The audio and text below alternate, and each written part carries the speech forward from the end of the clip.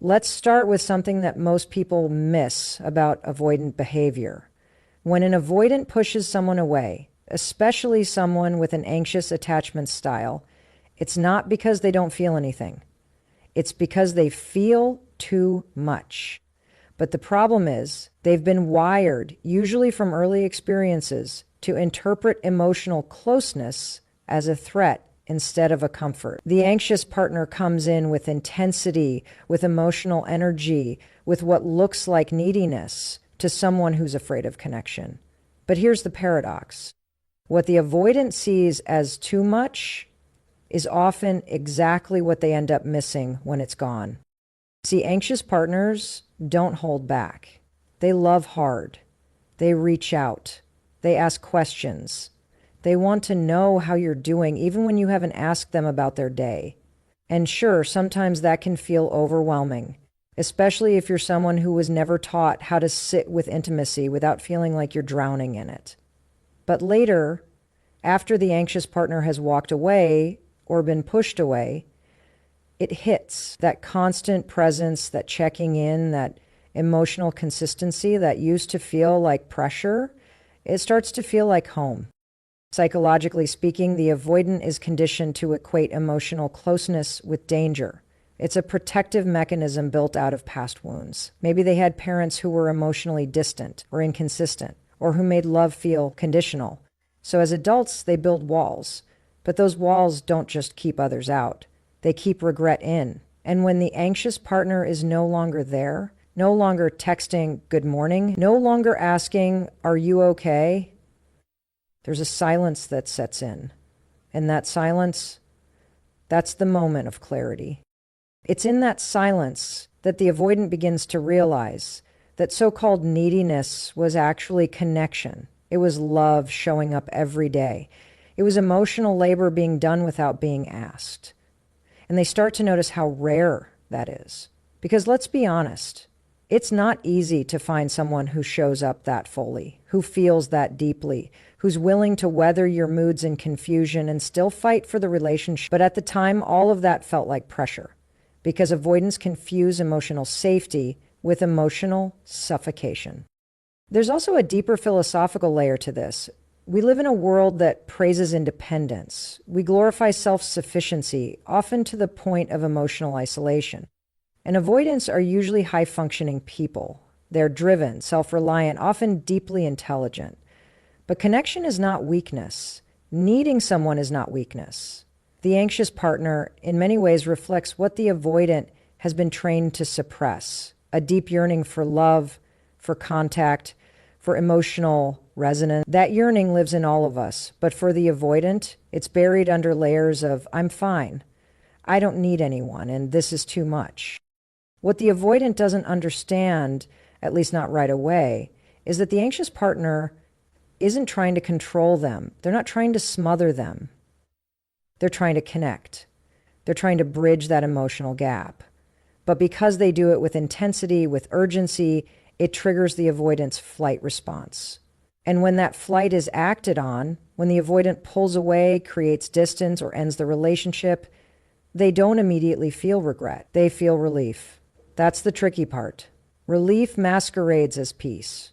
But give it time, and that false sense of peace gives way to a gnawing sense of emptiness.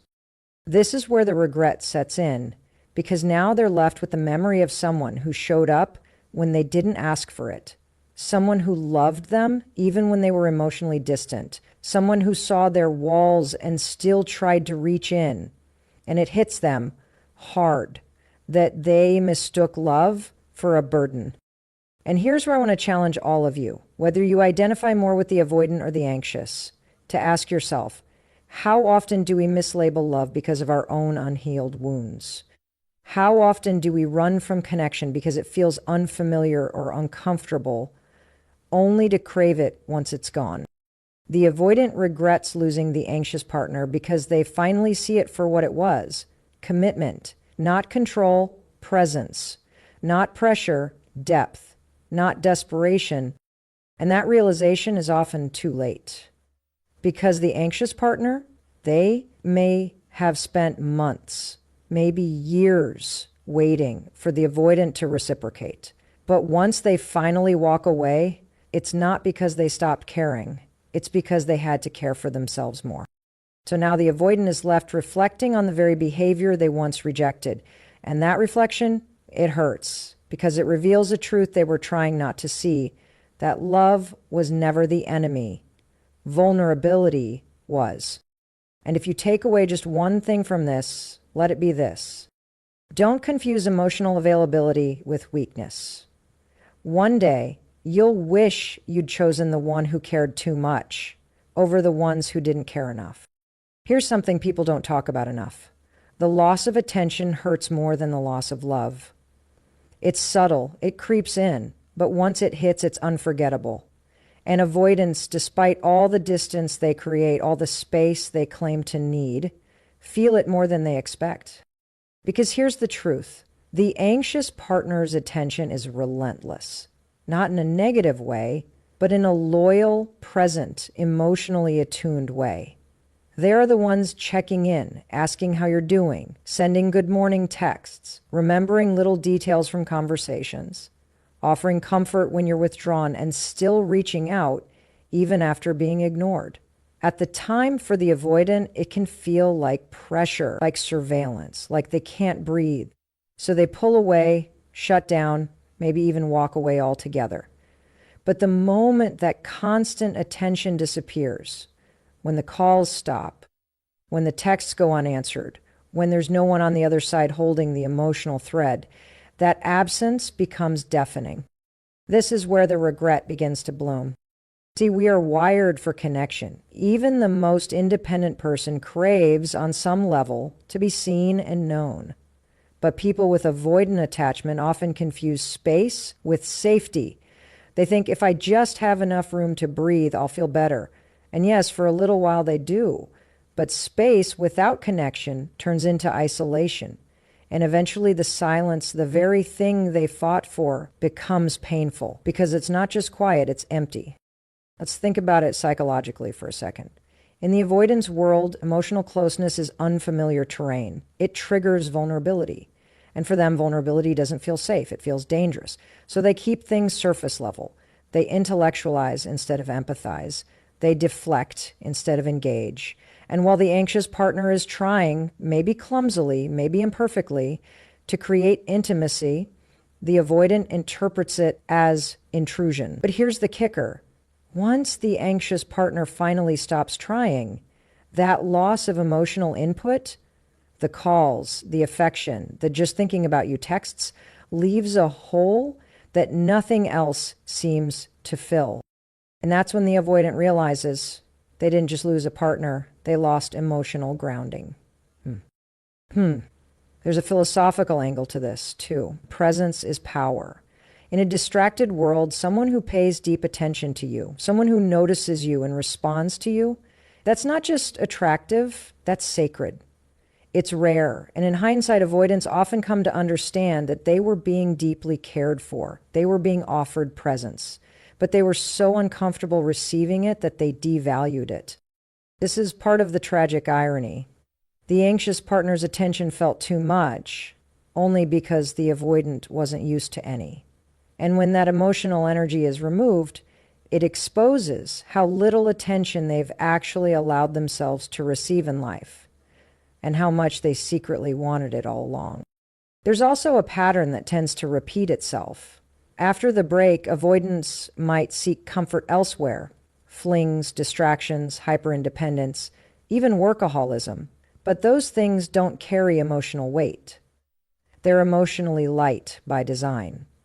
Eventually, avoidants begin to compare, and they often realize that, yes, their anxious ex had big emotions, but they also brought big care, deep commitment, and a level of emotional consistency that's nearly impossible to find in casual or low investment relationships. That comparison can be sobering, because what the avoidant once viewed as drama now looks like passion. What they thought was clinginess now looks like loyalty. What felt overwhelming starts to feel like maybe it was actually love. And by the time this hits them, By the time they begin to remember not just the emotional demands, but the warmth, the consistency, the dedication, the anxious partner has usually moved on. Because anxious people, once they detach, often swing the other way. They pour all that attention back into themselves. They level up. They stop chasing. They heal. And when that happens, the avoidant watches, often from a distance, and realizes they're not just missing attention. They're missing someone who made them feel like they mattered. And that's the part that stings the most. Because in a world that's so fast-paced, so distracted, so self-involved, having someone who sees you, really sees you, who reaches out, who makes you feel important in small, everyday ways, that's invaluable. And when it's gone, there's no substitute. No one is texting you at midnight to check if you're okay. No one's remembering your coffee order or the story about your coworker from 3 weeks ago. The silence is cold, and the attention that once felt suffocating now feels like something worth missing. So if you're someone who tends to withdraw, who pushes people away when they get close, ask yourself this: is it really freedom you're craving, or are you just afraid of being truly seen? Because love doesn't always arrive in perfectly controlled doses. Sometimes it comes in waves. And if you spend your life running from those waves, you might never learn to swim in the depth of real connection. And if you're the anxious partner, know this: your attention isn't a flaw. It's a gift. And when it's no longer available, trust me, its absence speaks volumes. Here's the truth most people don't realize until it's too late. The attention you once took for granted becomes the echo you can't ignore.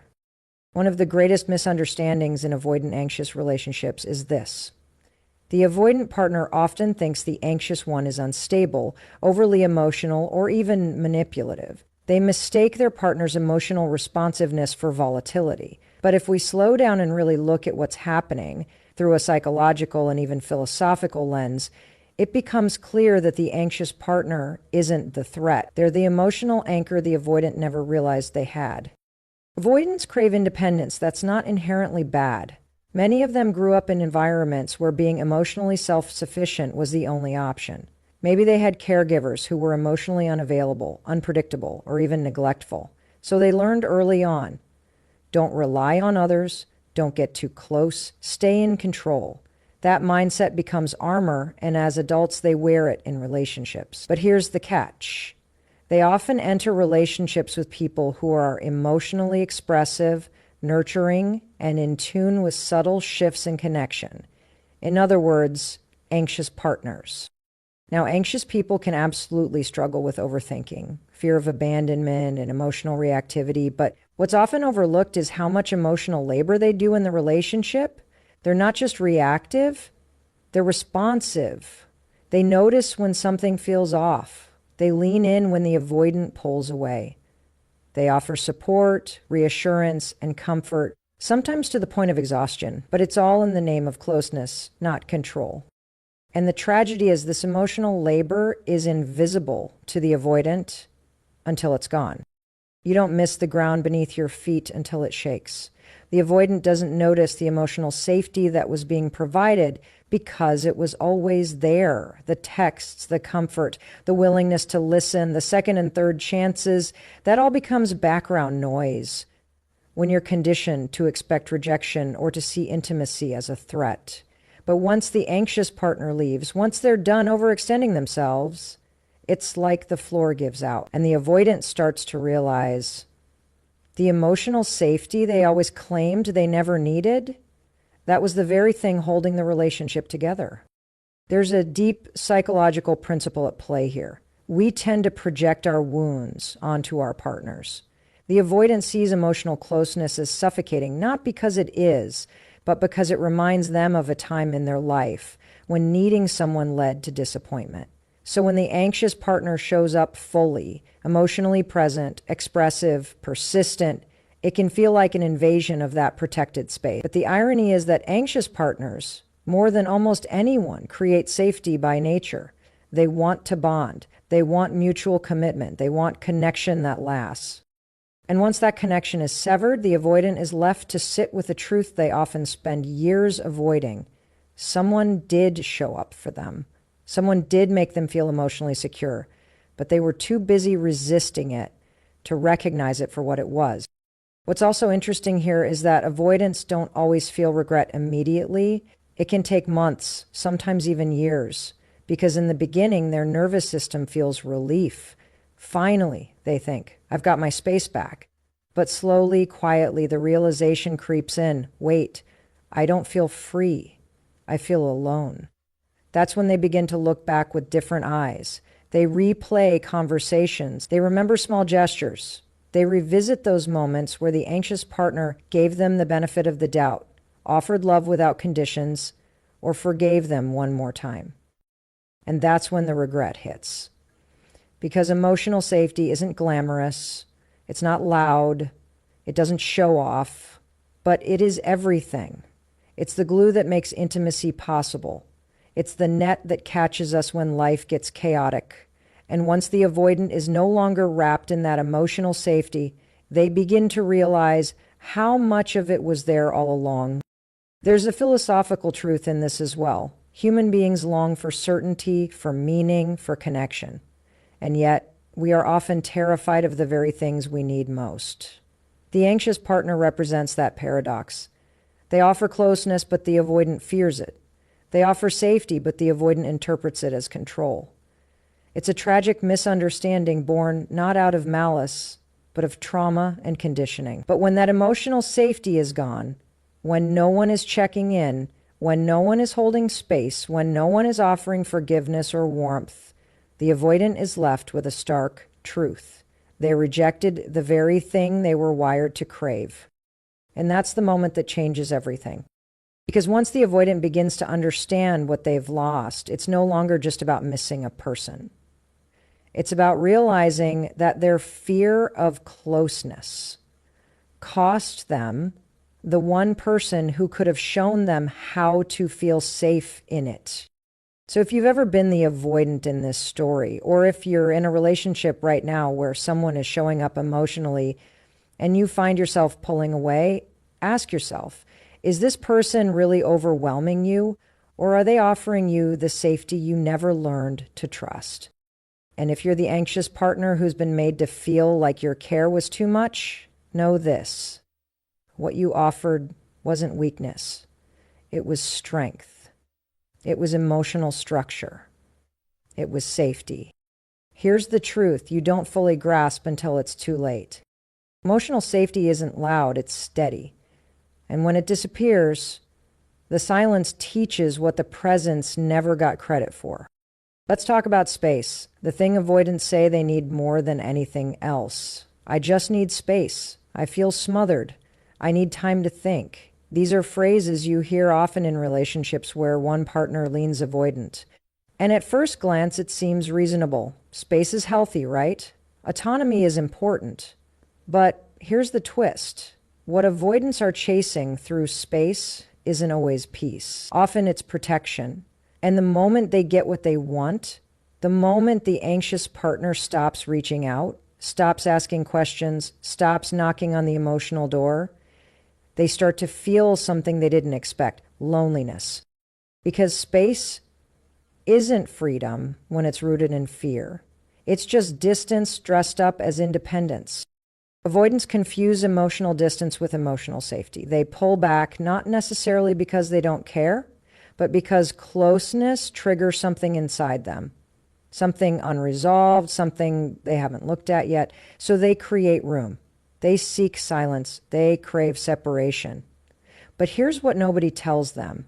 When you create too much distance between yourself and someone who deeply cares, you don't just lose the tension, you lose the connection. At first, it feels like relief. The anxious partner stops texting, stops calling, stops needing. There's a calm that replaces the emotional friction. But then a strange kind of quiet sets in, not the peaceful kind, the hollow kind. That's when it hits, that what the avoidant thought was pressure was actually presence. What they thought was neediness was actually effort. And now that energy is gone. This is where the regret starts to take. shape. Let's think about it from a psychological lens. Avoidants typically come from environments where vulnerability was either unsafe or unrewarded. So they adapt. They learn to rely only on themselves. They build identities around self-sufficiency. But underneath that, they're human just like anyone else, with the same longings, the same needs for closeness, support, and love. The difference is, those needs feel threatening. So when someone gets too close, especially someone emotionally expressive like an anxious partner, it triggers their alarm system. But here's what's fascinating. Once the anxious partner finally stops trying, once they reclaim their energy and withdraw it, suddenly the avoidant is left alone with the very space they insisted on. And instead of peace, they often feel confusion because something's missing. And for the first time, they can't blame anyone for it. The space is no longer a choice, it's a consequence. And this is the philosophical trap avoidants fall into. They think connection means losing themselves. That if they let someone in too deeply, they'll disappear. But connection doesn't erase you, it reveals you. And that's what makes it terrifying, because now being alone doesn't feel empowering anymore. It feels like disconnection. It feels like absence. It feels like a ghost town where love used to live. This is where avoidants often start to reflect. Even if they don't admit it out loud, they remember the messages, the check-ins, the way their partner picked up on their moods without being told, the little things, lunches packed, thoughtful texts, the way the anxious partner never gave up on them, even when they were hard to love. And now all of that attention is gone. Because anxious partners don't just disappear overnight. They try and try again, and then one day they stop. And that silence, it's loud. It's full of things unsaid, emotions unreciprocated, opportunities missed. The truth is, space is only healing when it's used for reflection, not escape. When it's used to grow, not to avoid. But many avoidants don't realize this until the relationship is already broken. Until the partner who once overflowed with emotion now offers nothing but distance. Until the calls that once felt excessive are missed. Until they scroll through old texts, rereading what they ignored in the moment, trying to make sense of what they didn't understand back then. And here's the thing, they often do understand it eventually, but it's usually after they've pushed away someone who just wanted to love them. This is why space can be so deceptive. It feels like control. It feels like clarity. But when it comes at the cost of connection, it eventually becomes isolation. And that's when the avoidant realizes that maybe what they needed wasn't space from the partner. They needed space from their own fear, from their own patterns, from the belief that love always costs too much. So what do you do with that realization? How do you move forward when you finally understand that distance doesn't heal you? It just hides you. You get honest, you look inward. You stop blaming your partner's intensity and start examining your own resistance to being seen, known, and cared for. Because love doesn't thrive in isolation. It thrives in presence, in effort, in proximity. And if you're the anxious partner who gave everything, who got tired of being the only one closing the gap, let this validate you. Your desire for closeness wasn't the problem. Their fear of it was. At the end of the day, space isn't a solution. It's a test. And what you do in that space reveals everything. Here's what avoidants often learn too late. The freedom you fought for means nothing when it costs you the one person who made you feel something real. Let's talk about the moment that changes everything. The moment the anxious partner, after weeks, months, sometimes even years of trying, finally stops. They stop reaching out. They stop explaining themselves. They stop over-functioning and over-apologizing and over-giving. They stop waiting. And when that happens, the avoidant doesn't just notice. They feel it. It's a shift in the energy, in the atmosphere, in the entire emotional equation of the relationship. But once felt predictable, those "how are you" texts, the long messages trying to make things work, the emotional labor being done behind the scenes, is suddenly gone. The person who used to hold the emotional weight of the connection has let go. And when the avoidant sees the anxious partner begin to detach, to evolve, to move on, that's when regret hits like a tidal wave. Because here's what avoidants often don't expect. They thought they had more time. They thought the anxious partner would always be there, always come back, always wait for them to figure it out. But healing doesn't wait forever. At some point, the anxious partner chooses themselves, and the moment the avoidant realizes that the anxious partner isn't coming back, something deeply personal gets triggered. Not just a sense of loss, but a confrontation with their own insecurities. You see, avoidants often protect themselves with an illusion of control. They tell themselves they're above the drama, that they're emotionally self-sufficient, that they left because they weren't getting what they needed. But when the anxious partner begins to thrive without them, when they glow up emotionally, mentally, even physically, it shatters that illusion, because now the avoidant is left staring at the version of their ex they never got to experience. The healed version, the secure version, the version that learned how to pour all that energy back into themselves.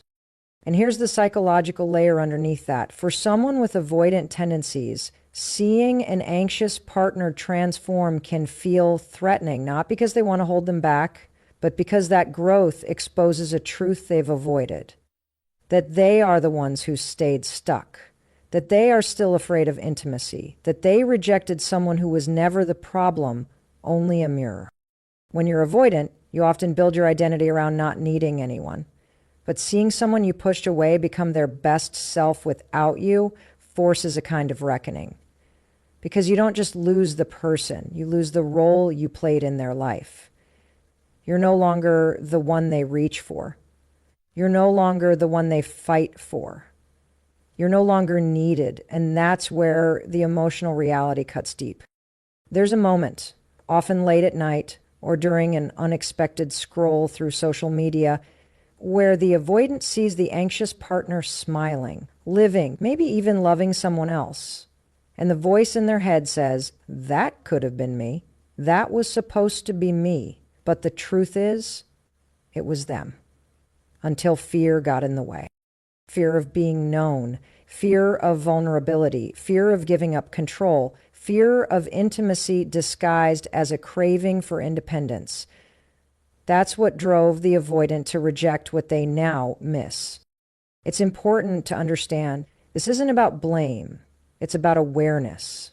Many avoidants don't intend to hurt the people they push away. They're just trying to protect themselves. But that self-protection often leads to self-sabotage. And once the anxious partner is gone, once they've healed enough to stop needing permission to love themselves, the avoidant is left with a kind of emotional debt. Not just I lost them, but I never really let them in. From a philosophical lens, this is the price of avoidance. When you spend your life running from emotional risk, you rob yourself of the depth and beauty that connection brings. You trade growth for comfort. You choose silence over effort. And in doing so, you forfeit the chance to build something that lasts. So when the anxious partner moves on, it's not just the relationship that ends, it's the potential for what could be had the avoidant leaned in instead of pulling away. And here's where the regret becomes heavy. Because what avoidants often realize is that the anxious partner didn't walk away because they stopped loving. They walked away because they finally understood that love can't thrive where it's not reciprocated. They reached their breaking point. They stopped trying to earn a place they were never meant to beg for. And once that shift happens, once the anxious partner's nervous system stops living in survival mode, they often become more attractive, more grounded, more peaceful. And that evolution, that's what the avoidant regrets most. Because now they're left with memories instead of moments, with questions instead of conversations, with closure they never got because they never opened the door long enough to let it happen. There's a quiet heartbreak in realizing you let a good thing go, not because it wasn't right, but because you weren't ready. And that's a hard truth to face, but it's a necessary one. Because until the avoidant acknowledges their role, their patterns, and their fear, they'll keep repeating the same cycle, pushing away the people who care and then longing for them when it's too late. So if you've ever felt that pit in your stomach watching someone you used to love grow without you, if you've ever wondered why you missed the very thing you walked away from, know this: the version of them you're missing is the one they became when they stopped waiting for you to choose them. And if you're the anxious partner who's made to feel like you were too much, let me say this directly. Your growth is the closure. Your healing is the evidence. You don't need to prove your worth to someone who couldn't recognize it the first time. The truth is this: the deepest regret isn't losing someone. It's realizing they became everything you ever wanted right after you let them go. There's a moment, sometimes quiet, sometimes explosive, when the avoidant finally realizes that it wasn't the partner they needed to leave. It was themselves. Not in a dramatic or self-loathing way, but in the deeply honest, sit with yourself kind of way. The moment they understand, it wasn't their fault. I wasn't ready. I never did the work. Avoidants often believe they're protecting themselves when they keep people at a distance. But here's the truth. What they're really doing is protecting an outdated version of themselves, one shaped by old wounds, by early rejection, by a fear of vulnerability so deep it became instinct. They don't push people away because they don't care. They do it because closeness feels unfamiliar, unsafe, overwhelming. And what feels unfamiliar gets labeled as threatening. But the regret, that deep sinking realization, doesn't come from the rejection itself. It comes from understanding too late that the person they pushed away wasn't asking for perfection. They were asking for effort, for emotional honesty, for presence. The anxious partner, for all their intensity, was never expecting someone flawless. They were simply asking for someone willing to meet them halfway. And this is where the avoidant starts to reflect, and it gets uncomfortable, because that's what self-awareness does. It makes you sit with the gap between who you were and who you could have been had you just chosen to do the inner work. The avoidant regrets not doing the inner work sooner because now they see what it cost them. Connection, intimacy, growth, and in many cases, someone who genuinely loved them. And here's the kicker: it wasn't the relationship that failed. It was the avoidant's refusal to confront the fear behind their detachment. That fear didn't come from the partner in front of them. It came from the past they never unpacked. Psychologically, this makes perfect sense. Attachment theory tells us that avoidant individuals were often conditioned to suppress their emotional needs. Maybe they had parents who dismissed them or who only gave affection when it was convenient or conditional.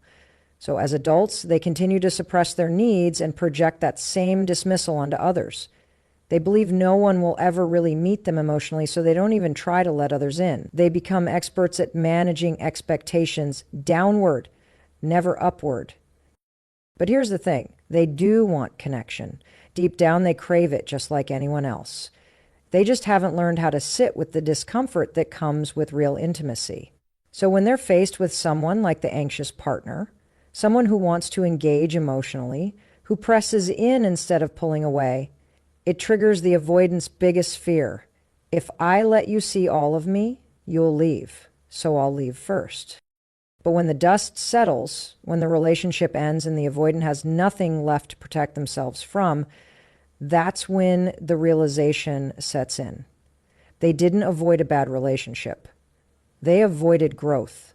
They avoided accountability. They avoided the very transformation that love could have facilitated if they just stayed long enough to face it. This is where the philosophical depth comes in, because love isn't just a feeling. It's a mirror. It reflects back your fears, your wounds, your patterns, and asks, what are you going to do about them? Relationships, especially with emotionally expressive partners, force avoidants to confront their deepest discomfort. being seen without control, being loved without conditions, being known without hiding. And when the avoidant chooses to walk away rather than lean in, they lose more than a partner. They lose the opportunity to grow beyond their limitations. Because let's be honest, real relationships are classrooms. They teach us. They reveal the parts of us we didn't know still needed healing. And the anxious partner, as exhausting as they might have felt at times, they were also the one holding the mirror. They were the catalyst. So when the avoidant finally understands all of this, after the silence, after the distance, after the glow-up, they're often left with that one unavoidable truth. I wasn't ready. And that truth stings more than the breakup itself. Because readiness isn't about timing, it's about courage. The courage to stay. The courage to be vulnerable. The courage to admit that emotional independence isn't the same as emotional maturity. Emotional maturity is being able to say, I'm scared, but I'm staying. It's being able to hold space for someone else's emotions without collapsing into your own fear. It's showing up even when your nervous system wants to bolt. Avoidants often regret not doing the inner work sooner because by the time they do begin to do it, the person who loved them through their emotional distance is already gone. And not just gone, but changed. Stronger, wiser, healed. They look back and realize, I had someone who saw me, and I pushed them away because I couldn't see myself. That kind of regret cuts deeper than any breakup, because it's not about loss. It's about missed opportunity, missed growth, missed love. But here's the hope, and I always like to end with hope. Regret isn't the end. It's an invitation to finally turn inward, to finally face what's been avoided for years, to stop projecting the past onto the present and start rewriting the future. And for the anxious partner listening to this, I want you to hear this loud and clear. Their inability to do the inner work wasn't your failure. It wasn't your job to fix, rescue, or wait forever. Your growth is your own. Your healing is your power. And if they do come back one day with clarity, with self-awareness, with an apology, it won't be because you begged for it. It'll be because they finally met the version of themselves you saw all along. The truth is this. Avoidants don't regret losing the anxious partner because the partner was perfect. They regret it because they finally realize that their fear cost them the one person who was willing to love them through it.